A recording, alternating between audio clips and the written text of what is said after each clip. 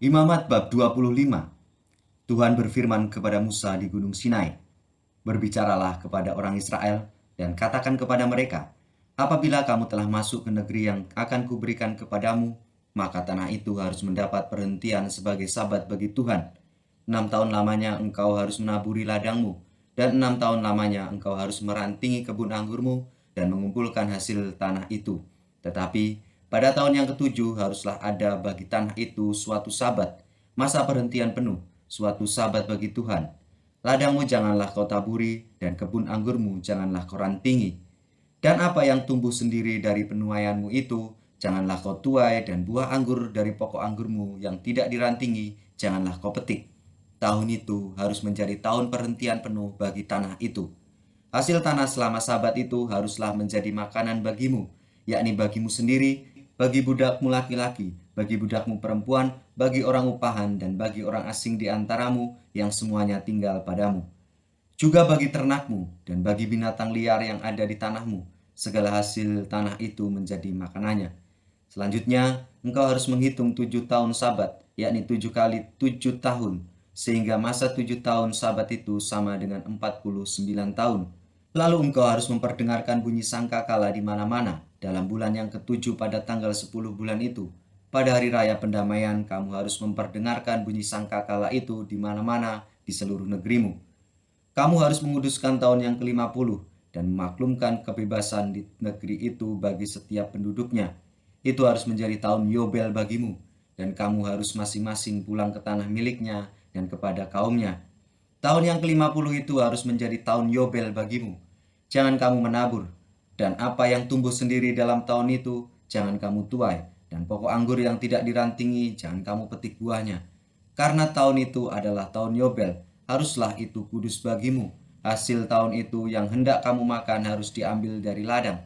Dalam tahun Yobel itu kamu harus masing-masing pulang ke tanah miliknya. Apabila kamu menjual sesuatu kepada sesamamu atau membeli daripadanya, janganlah kamu merugikan satu sama lain.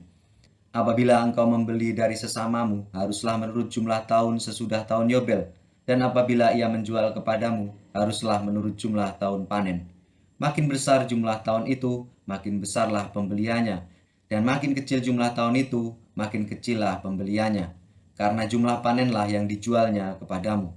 Janganlah kamu merugikan satu sama lain, tetapi engkau harus takut akan Allahmu, sebab akulah Tuhan Allahmu. Demikianlah kamu harus melakukan ketetapanku dan tetap berpegang pada peraturanku serta melakukannya, maka kamu akan diam di tanahmu dengan aman tenteram. Tanah itu akan memberi hasilnya, dan kamu akan makan sampai kenyang dan diam di sana dengan aman tenteram. Apabila kamu bertanya, apakah yang akan kami makan dalam tahun yang ketujuh itu? Bukankah kami tidak boleh menabur dan tidak boleh mengumpulkan hasil tanah kami? Maka aku akan memerintahkan berkatku kepadamu dalam tahun yang keenam, supaya diberinya hasil untuk 3 tahun.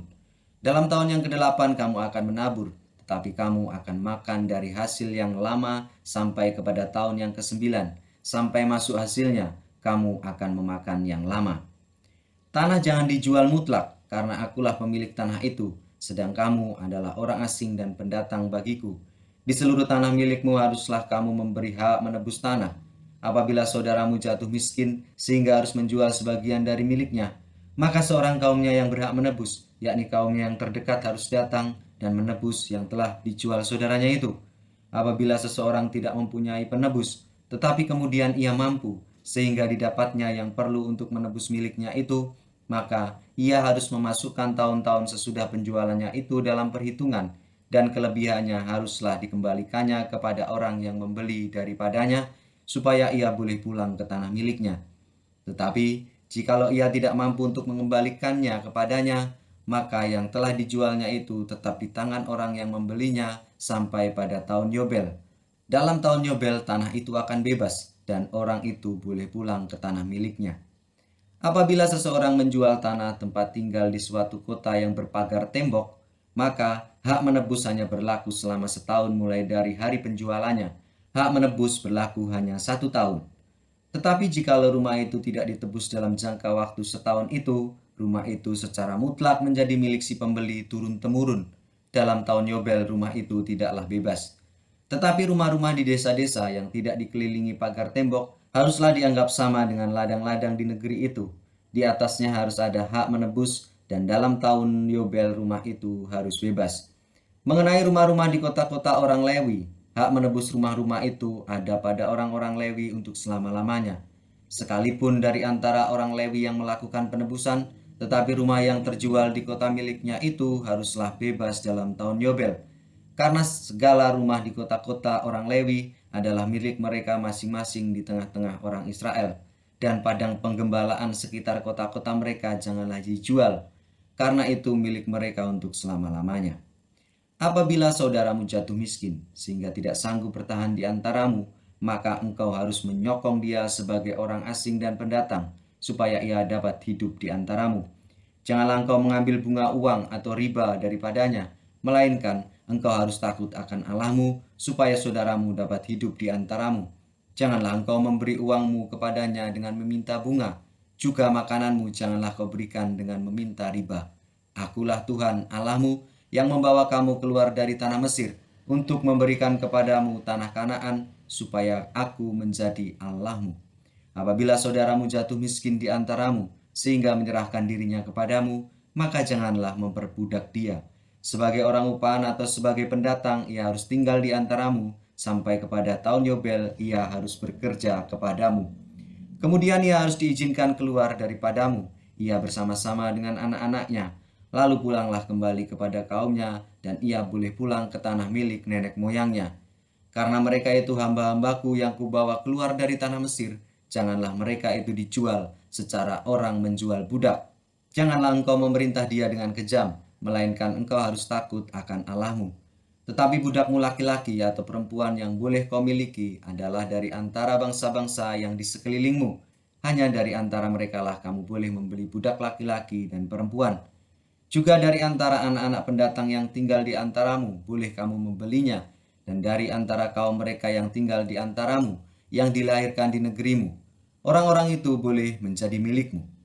Kamu harus membagikan mereka sebagai milik pusaka kepada anak-anakmu yang kemudian, supaya diwarisi sebagai milik. Kamu harus memperbudakkan mereka untuk selama-lamanya. Tetapi atas saudara-saudaramu, orang-orang Israel, janganlah memerintah dengan kejam yang satu sama yang lain. Apabila seorang asing atau seorang pendatang di antaramu telah menjadi mampu, sedangkan saudaramu yang tinggal padanya jatuh miskin, sehingga menyerahkan dirinya kepada orang asing atau pendatang yang di antaramu itu, atau kepada seorang yang berasal dari kaum orang asing, maka sesudah ia menyerahkan dirinya, ia berhak ditebus, yakni seorang dari antara saudara-saudaranya boleh menebus dia, atau saudara ayahnya, atau anak laki-laki saudara ayahnya, atau seorang kerabatnya yang terdekat dari kaumnya, atau kalau ia telah mampu, ia sendiri berhak menebus dirinya.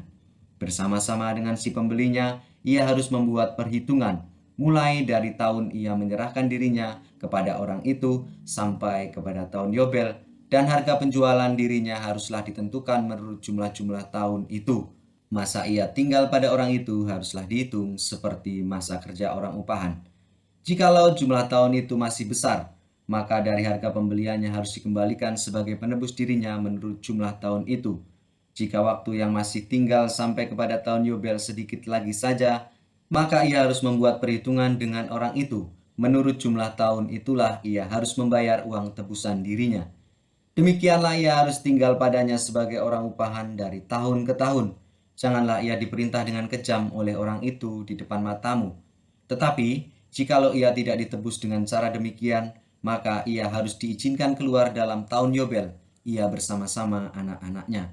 Karena padakulah orang Israel menjadi hamba, mereka itu adalah hamba-hambaku yang kubawa keluar dari tanah Mesir. Akulah Tuhan Allahmu.